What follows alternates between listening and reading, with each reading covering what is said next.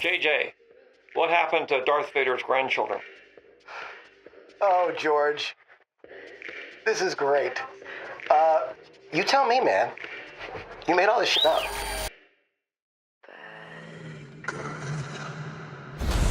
And the last thing I saw, Vader, with the eyes of a boy. So, who doesn't love a well-written, complex, dramatically broken characters? Well, obviously not Hollywood because they keep effing them up. I think lately every time Hollywood delivered any character that had a potential to be anything deeper than a quote on a 14-year-old's Insta bio, it was an accidental stumble rather than an actual intention to write something actually complex. Filmmakers would try to write a mysterious and a badass character, but the moment they realized that that same character needed a development that exceeded their 2 brain cell capacity, they would just bail out at the most important minute. Yeah, Kylo Ren had a potential to be something deeper than a random inspirational quote you'd find on Pinterest. Yeah, we're gonna talk about everyone's favorite emo boy and man-child, and for this exact task I'm gonna go back to my roots and talk about sequels. Again. Cause I am that big of a masochist.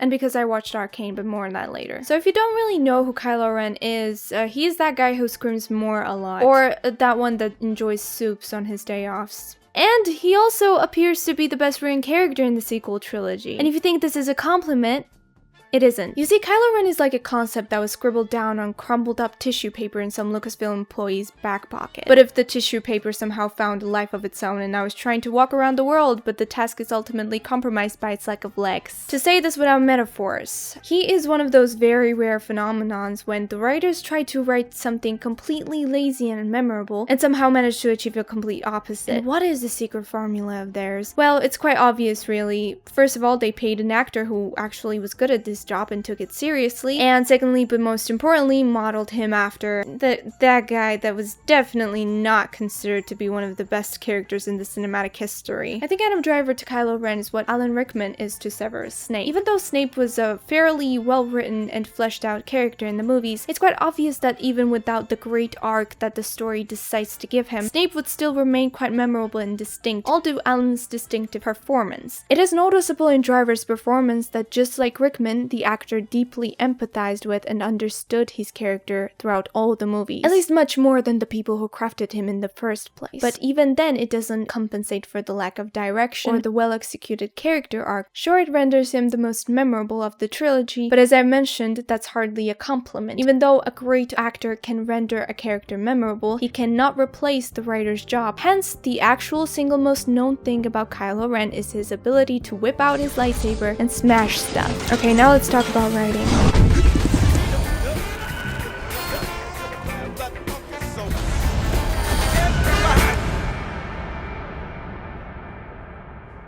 So, at the beginning of the journey, it's quite obvious that the writers wanted to capitalize off of Darth Vader and use his popularity to distract people from their lack of imagination. They sat back in their seats and were like, well, we need to write Darth Vader, but obviously we can't, so let's just switch things up a bit. Make him a bit more emo, a little more tears. People love that, right? And let's make him a Vader's grandchild so we can justify him being such a Vader wannabe without admitting that we're lazy. But the problem is that when we meet Vader in the original trilogy, he's already at his prime. He is fully formed into his villain persona and committed to the dark side. Therefore, his writing does not require him to appear emotional, sad, or overly complicated. Because he's a Sith Lord. His literal job is to basically be an unfeeling sociopath. In the original trilogy, you didn't have to know Anakin Skywalker in order to make sense of Darth Vader. But on the other hand, sequel writers made a conscious decision to introduce Kylo at the point in time where he's not fully transformed into the villain Darksider. Therefore, he ends up to be this hybrid between Ben Solo, his former self, and Kylo Ren. You see, every time Ren has this little weak moment in the movies, it's obvious that the film is waiting for you to grow sympathetic towards this man. But this sympathy, in my opinion, is completely compromised by this little detail. If you haven't noticed, the trilogy doesn't really bother to explain or tell you anything about this guy other than that he used to be good until he wasn't. So basically, you're gonna have to try and sympathize and take seriously this abstract idea of a character whose final form and the only physical form that appears on screen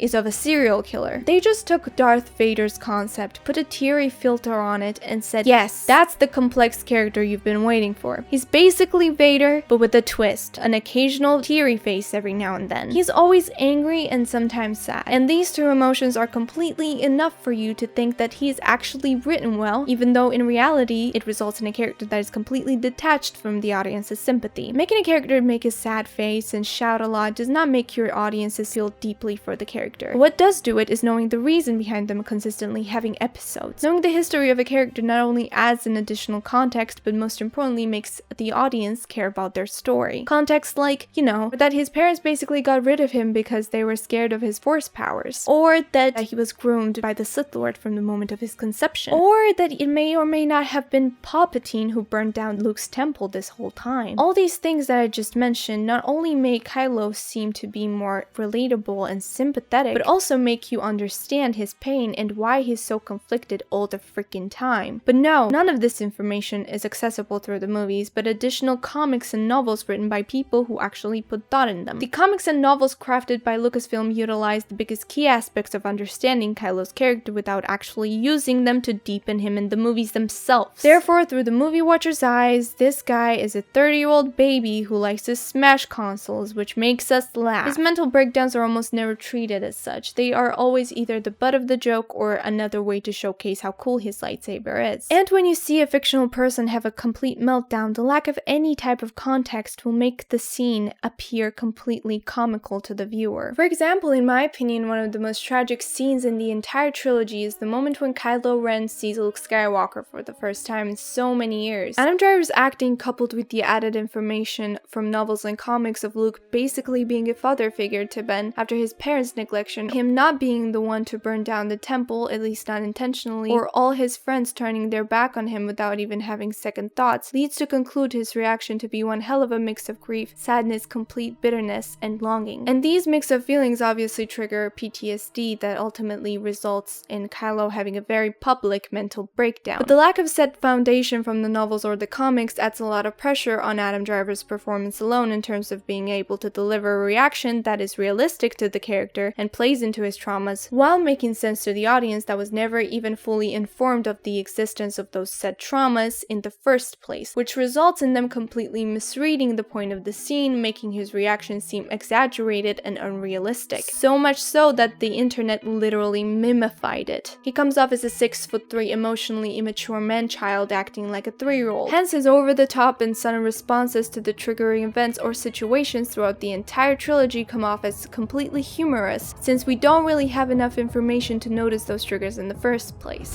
Talking about triggers,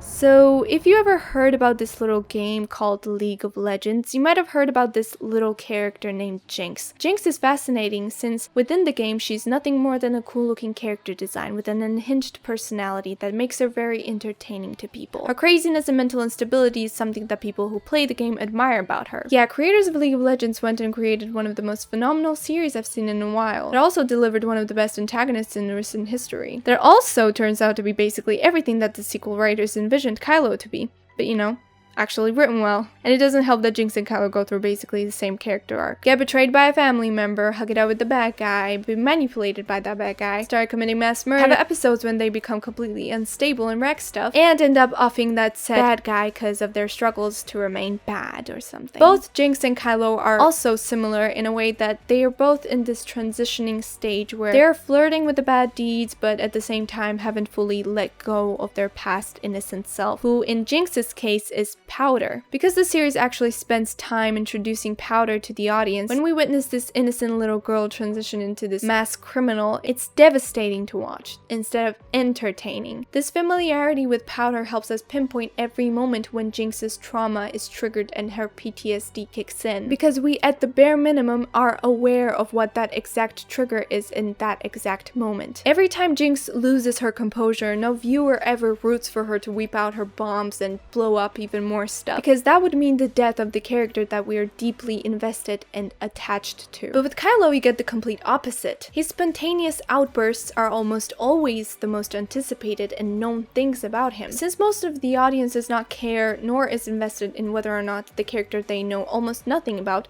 that being Ben Solo, survives the darkness or something. Kylo is a lot like Jinxed before Arcane. He's a cool-looking antagonist whose main shtick is to be basically mentally ill. But Arcane actually took the caricature of Jinx, the crazy girl with explosives, and added layers and foundation that caused complete 180 in people's perception of Jinx. While before Arcane, people found her mental illness fascinating and fun, after Arcane, that same people find that same aspect of that same character completely heartbreaking. And that is the exact type of thing Kylo's writing lacks. Every time Kylo loses his composure, you don't really get the memo that you're watching the result of years of neglection and abuse. You just think, oh, what an immature douche. That's enough.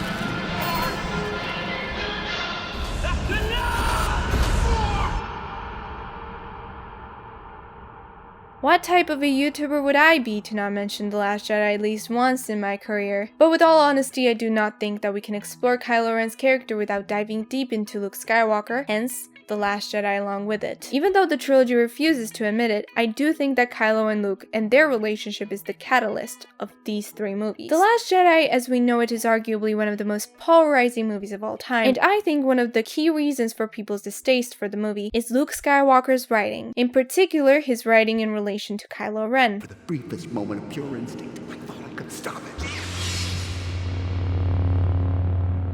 It passed like a fleeting shadow, and I was left with shame and with consequence.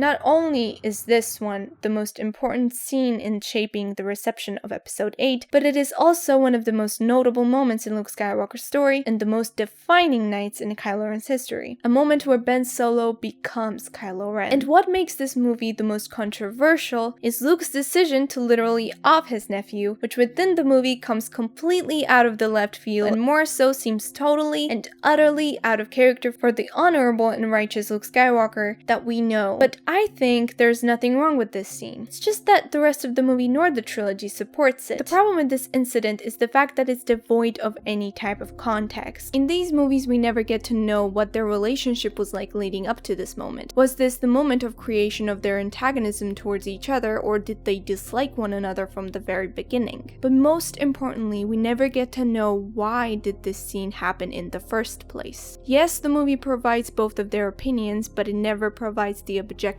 truth that is essential to Ben Solo's character. Was Luke right and Ben Solo was never even good, or was this an unfortunate accident caused by Snoke's manipulation? The movie nor the trilogy ever answer any of these questions that happen to be the most important ones when it comes to understanding Ben Solo. In contrast to Luke and Ben in Arcane, you get the relationship between sisters Vi and Powder. The series spends time establishing the loving relationship between two sisters prior to their fallout. And when it comes to the scene where Vi's actions cause Powder to become Jinxed, just the way Luke's above-mentioned actions caused Ben Solo to become Kylo Ren, Arcane slowly but surely builds up the narrative of how these two end up in this particular situation. The viewer is not left speculating or shell-shocked by the unraveling of the relationship because the writers provide much-needed context and thought process behind characters' every decision. Now, imagine if Arcane set up the relationship between Vi and Powder only to all of a sudden hit you with the scene where Vi, an older sister with the complete authority over her defenseless and much vulnerable little sister, treats her in a way I cannot describe on YouTube. It would damage both of these characters, rendering an older sister not only to be a complete a-hole, but to be completely inconsistent with the loving and caring person that the writers set up initially. On the other hand, little sister's character is left completely neglected and lacking any type of development. But when you add the knowledge of Powder with the good intentions accidentally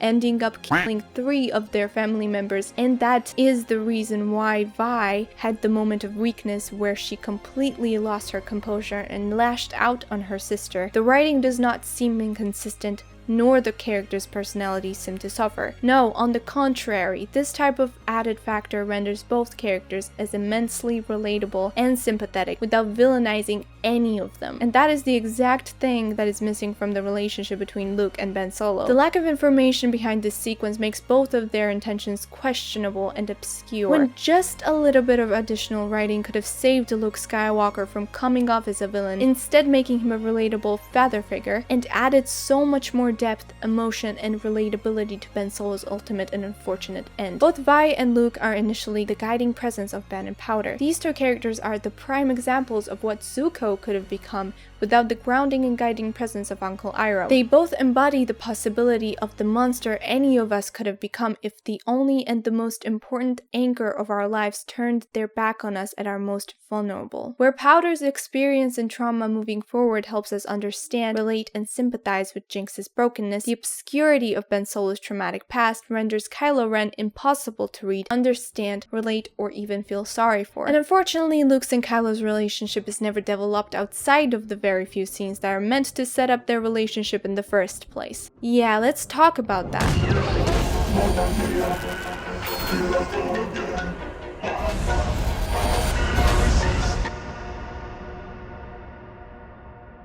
The Rise of Skywalker, my favorite topic of them all. There's a lot to unpack here, which is quite impressive considering Kylo's complete lack of screen time in it. Yeah, remember when Luke in The Last Jedi explicitly states, See you around, kid. yeah, scratch that, let's downright Kylo to be a plot device to get Rey Jesus from one place to another. I was not kidding when I stated that Luke and Kylo's relationship is the centerpiece of this trilogy. Without their infamous fallout, Luke would never have gone to hiding, therefore The Force Awakens would never have happened. And maybe the world would be better off. Even though in The Last Jedi these two do have this reunion moment where Luke apologizes and Kylo growls at him, it doesn't seem like the conclusion of their story because it's quite obvious that they need this final reconciliation without which neither one's arc is complete. And the movie directly addresses that. In my opinion, the story the sequel trilogy needed was not only one of Ben Solo's redemption, but Skywalker's redemption as well. The Rise of Skywalker could easily have been centered around these two's relationship, and Luke being the reason for Ben Solo's downfall, trying to redeem his nephew, hence redeeming himself along with him. But the Rise of Skywalker refuses for some reason, and you're left with Luke Skywalker that tried to off his nephew and then said, "Oops, sorry," and peaced out, leaving his nephew as angry as ever and both of their arcs completely unfinished. Probably one of the better scenes in The Rise of Skywalker is the scene with Han and Kylo where seemingly Kylo redeems himself or something. But even though it sounds cool and emotional, to me it doesn't make sense. It's quite clear in The Force Awakens that Han is a very important piece in his son's story, and that his fall is something that tilts Kylo off his edge, ironically, leaving Ren as conflicted as ever, hence starting his redemption arc. Therefore, to me, it does not make sense why Han Solo would be the beginning and the ending of Kylo's redemption. Why is Han the one to break Kylo when he wasn't the one who created him in the first place? For this reason, in The Force Awakens it makes complete sense of why this conversation fails, but why doesn't it fail in The Rise of Skywalker? What's changed really, except writer's intentions? How is it that he goes from an angry sociopath to daddy's boy in matter of minutes? I guess his mom died and he's probably upset, but I can't believe I'm actually trying to make sense of this mess. And I do believe that if writers understood their own creation on a deeper level, they would have put Luke instead of Han in that scene. Because as I've mentioned, I think Han already did his job to the fullest in The Force Awakens in terms of redeeming his son. It makes sense why he was not able to bring his son back. It was not his job, since he is not the one who struck the final blow to Ben Solo. It was Luke who did it. This scene feels like sticking a Han Solo-sized band-aid on a Luke Skywalker-sized gush wound. It's cute, but it doesn't work. Did Kylo need to apologize? Absolutely. But Luke had to be the one to have that final conversation with his nephew, for his own sake at least. And I do not understand how this is not the most obvious thing in the world. And right after this scene, Ben Solo goes and gives the Skywalkers the conclusion they deserve.